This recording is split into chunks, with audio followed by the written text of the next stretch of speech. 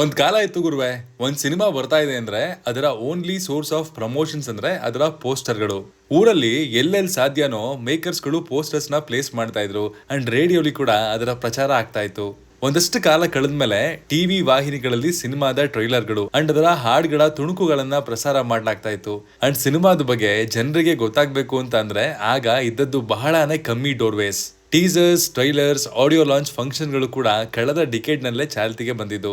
But ಈಗ ಸಿನಿಮಾದ promotional scope entirely change ಆಗೋಗಿದೆ. ಜನರನ್ನ ತಲುಪುವಂತಹ ಮಾರ್ಗಗಳು ಕೂಡ ದುಪ್ಪಟ್ಟಾಗಿವೆ.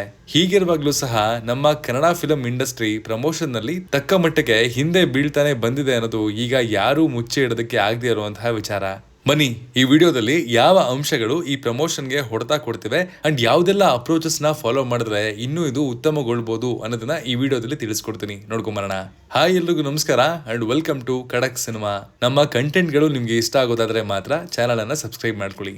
ಈ ವಿಡಿಯೋನ ನಾವು the problem, the consequences and the solution ಅಂತ 3 ಭಾಗವಾಗಿ ವಿಂಗಡಿಸಿದೀವಿ. ಸೊ ಕೊನೆಯವರೆಗೂ ಈ ವಿಡಿಯೋ ನೋಡಿ, ಇಂಟ್ರೆಸ್ಟಿಂಗ್ ಆಗಿದೆ. The problem and consequences. ನಾನು ಮೊದಲೇ ಹೇಳಿದಾಗೆ ಈಗಿನ ಟೈಮ್ ನಲ್ಲಿ ಜನರನ್ನ ತಲುಪೋದಕ್ಕೆ ಬಹಳಷ್ಟು ಮಾರ್ಗಗಳಿವೆ. ಬಟ್ ಆ ಎಲ್ಲಾ ಮಾರ್ಗಗಳಲ್ಲಿ ಎಲ್ಲದಕ್ಕಿಂತಲೂ ದ ಮೋಸ್ಟ್ ಎಫೆಕ್ಟಿವ್ ವೇ ಯಾವುದು ಅಂತ ಯಾರು ಜಡ್ಜ್ ಮಾಡೋದಕ್ಕಾಗಲ್ಲ. ಮೊದಲು ಅಂದ್ರೆ ಜನ ಅಂಟ್ಕೊಂಡು ನೋಡ್ತಾ ಇದ್ದ ಟಿವಿನ. ಸೊ ರಿಯಾಲಿಟಿ ಶೋಸ್ಗಳು, ನ್ಯೂಸ್ ಚಾನೆಲ್ಗಳು, ಹೀಗೆ ಟಿವಿ ಮುಖಾಂತರ ನಾವು ಮೂವೀಸ್ ಬಗ್ಗೆ ತಿಳ್ಕೊಳ್ತಾ ಆದಷ್ಟು ಜನರಿಗೆ ಅದ್ರ ಬಗ್ಗೆ ಗೊತ್ತಾಗ್ತಾ ಇತ್ತು ಅಂಡ್ ರೀಚ್ ಕೂಡ ಅಷ್ಟೇ ಹೆಚ್ಚಾಗಿರ್ತಾ ಇತ್ತು. ಬಟ್ ಈಗಿನ ಟೈಮ್ ನಲ್ಲಿ ದಟ್ಸ್ ನಾಟ್ ದ ಸಿನಾರಿಯೋ. ಟಿವಿನ ನೋಡೋರ ಸಂಖ್ಯೆ ಚಿಕ್ಕ ಚಿಕ್ಕ ಪರ್ಸೆಂಟೇಜ್ ಅಲ್ಲಿ ಡಿಕ್ರೀಸ್ ಆಗ್ತಾ ಬರ್ತಾನೆ ಇದೆ. ಆಡಿಯನ್ಸ್ ಸ್ಪ್ಲಿಟ್ ಆಗ್ತಿದ್ದಾರೆ. ಯೂಟ್ಯೂಬ್, ಇನ್ಸ್ಟಾಗ್ರಾಮು, ಹೀಗೆ ಒಬ್ಬೊಬ್ಬರಿಗೆ ಒಂದೊಂದು ಫೇವರೇಟ್ ಪ್ಲಾಟ್ಫಾರ್ಮ್ಸ್ ಗಳು ಬಂದ್ಬಿಟ್ಟಿದಾವೆ. ಹೀಗೆ ಪ್ರತಿಯೊಂದು ಪ್ಲಾಟ್ಫಾರ್ಮ್ಗೂ ತನ್ನದೇ ಆದಂತಹ ಸ್ಟ್ರಾಂಗ್ ಆಡಿಯನ್ಸ್ ಬೇಸ್ ಇದೆ. ನಮ್ಮ ಮೇಕರ್ಸ್ ಪ್ರತಿಯೊಂದು ಪ್ಲಾಟ್ಫಾರ್ಮ್ ಈಕ್ವಲ್ ಆಗಿ ಟಾರ್ಗೆಟ್ ಮಾಡೋದ್ರಲ್ಲಿ ಎಡವ್ತಾ ಇದ್ದಾರೆ. ಇನ್ನು ಈ ಕಾಸ್ಟ್ ಆಫ್ ಪ್ರಮೋಷನ್ ಕೂಡ ಈಗಿನ ಟೈಮ್ ನಲ್ಲಿ ಒಂದು ದೊಡ್ಡ ರೋಡ್ ಬ್ಲಾಕ್ ಅಂತಾನೆ ಹೇಳ್ಬೇಕು. ಟಿವಿ ಮಾತ್ರವಲ್ಲದೆ ಈಗಿನ ಮೇಕರ್ಸ್ ಗಳು YouTube creators, Instagram influencers and ground level marketing target ಮಾಡಬೇಕಾಗುತ್ತೆ and which is tough for their pocket. ಒಬ್ಬ ಫಿಲಂ ಮೇಕರ್ಸ್ ಅದ್ಭುತವಾದಂತಹ ಸಿನಿಮಾನ ಫಾರ್ ಎಕ್ಸಾಂಪಲ್ ₹100 ತಯಾರಿಸಿದ್ರೆ ಪ್ರಮೋಷನ್ ಅಂಡ್ ರಿಲೀಸ್ಗೆ ಇನ್ನು 60 ರಿಂದ 70 ರೂಪಾಯಿ ಅವನಿಗೆ ಬೇಕೇ ಬೇಕು. ಅಂಡ್ ಎಲ್ಲರೂ ಇದಕ್ಕೆ ಕೈ ಹಾಕೋದಕ್ಕೆ ಹಿಂಜರಿತಾ ಇದಾರೆ. ಹಾಗಾಗಿ ಸಿನಿಮಾ ತಲುಪ್ತಾ ಇಲ್ಲ. ಈ ಸಿನಿಮಾ ರಿಲೀಸ್ ಆಯ್ತಾ, ಈ ಸಿನಿಮಾ ಯಾವಾಗ ಬಂತು ಅಂತ ಕೇಳಂಗ್ ಆಗ್ಬಿಟ್ಟಿದೆ. ಕಳೆದ 2-3 ವರ್ಷಗಳಲ್ಲಿ ಬರೀ ವರ್ಡ್ ಆಫ್ ಮೌತ್ ಇಂದ ಸೂಪರ್ ಹಿಟ್ ಆದಂತಹ ಸಿನಿಮಾಗಳಿದಾವೆ.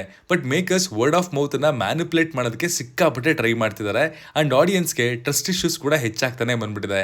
ನಿಮ್ಮ ಸಿನಿಮಾ ವರ್ಡ್ ಆಫ್ ಮೌತ್ ಇಂದ ಕಿಡಿ ತಗೊಂಡು ಬೆಂಕಿಯನ್ನ ಎಬ್ಬಿಸಬಹುದು, ಬಟ್ ಅದರ ಮೇಲೆ ಹೆಚ್ಚಿನ ಡಿಪೆಂಡೆನ್ಸಿ ಇಟ್ಕೊಳ್ಳೋದು ಹೆವಿ ರಿಸ್ಕ್. ಕೆಲವು ಮೇಕರ್ಸು ಸದ್ಯದ ಮಟ್ಟದಲ್ಲಿ ಮಾರ್ಕೆಟ್ ನಲ್ಲಿ ಟ್ರೆಂಡ್ ಆಗ್ತಿರುವಂತಹ ಟಾಪಿಕ್ಸ್ ಯಾವುದು ಅಂತ ನೋಡ್ಕೊಂಡು ಫೋರ್ಸ್ಫುಲಿ ಅವರ ಕಥೆಯನ್ನ ಆ ಜಾನರ್ಗೆ ಫಿಟ್ ಆಗೋ ತರ ಬರ್ಕೋತಾರೆ ಅಂಡ್ ಆ ಒಂದು ಎಲಿಮೆಂಟ್ ಅಥವಾ ಎಕ್ಸಾಂಪಲ್ ಇಟ್ಕೊಂಡೆ ಸಿನಿಮಾನ ಪ್ರಮೋಟ್ ಮಾಡ್ತಿದ್ದಾರೆ, ವಿಚ್ ಇಸ್ ಇರ್ರಿಲೆವೆಂಟ್ ಎಸ್ಪೆಷಲಿ ಈಗಿನ ಕಾಲಘಟ್ಟಕ್ಕೆ.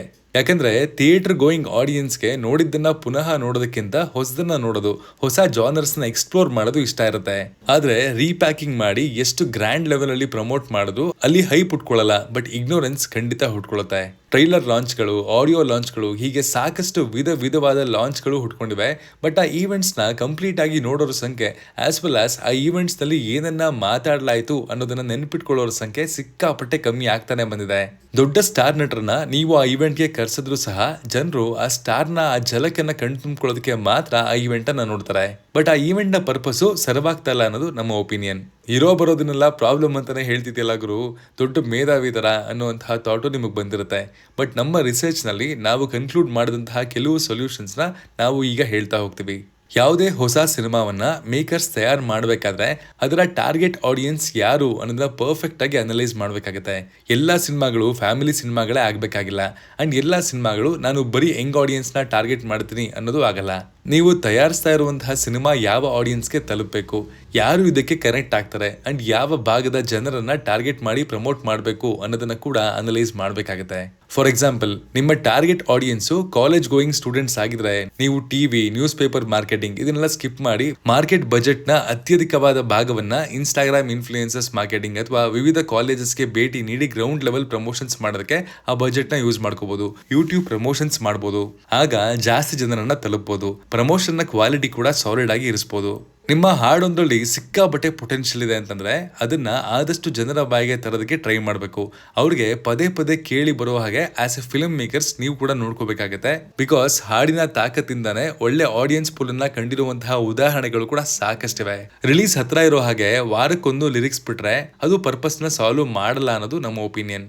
ಸಿನಿಮಾದ ಮೆಟೀರಿಯಲ್ಸ್ ನ ಹೈಡ್ ಮಾಡಿ ಎಲ್ಲವನ್ನ ಬಿಗ್ ಸ್ಕ್ರೀನ್ ನಲ್ಲೇ ತೋರ್ಸೋಣ ಅನ್ನುವಂತಹ ಅಪ್ರೋಚ್ ಕೂಡ ಕ್ವೈಟ್ ಔಟ್ಡೇಟೆಡ್.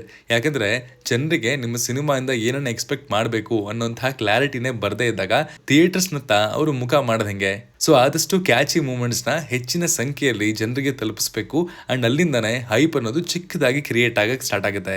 ಇದಾಗಿತ್ತು ನಮ್ಮ ಪಾಯಿಂಟ್ ಆಫ್ ವ್ಯೂ KFI ನಲ್ಲಿ ಆಗ್ತಿರುವಂತಹ ಪ್ರಮೋಷನ್ಸ್ ನ ಕುರಿತು. ನಿಮ್ಗೆ ಈ ಎಲ್ಲಾ ಪ್ರಾಕ್ಟೀಸಸ್ ಬಗ್ಗೆ ಏನನ್ನಿಸ್ತು, ನಿಮ್ಮ ಅಭಿಪ್ರಾಯ ಏನು ಅನ್ನೋದನ್ನ ಕಮೆಂಟ್ ಮಾಡಿ ತಿಳಿಸಿ. ಆದಷ್ಟು ಹೆಲ್ತಿ ಡಿಸ್ಕಷನ್ ನಲ್ಲಿ ಭಾಗಿಯಾಗೋದಕ್ಕೆ ನನಗೆ ಕೂಡ ಆಸೆ ಇದೆ. Signing off, Manu.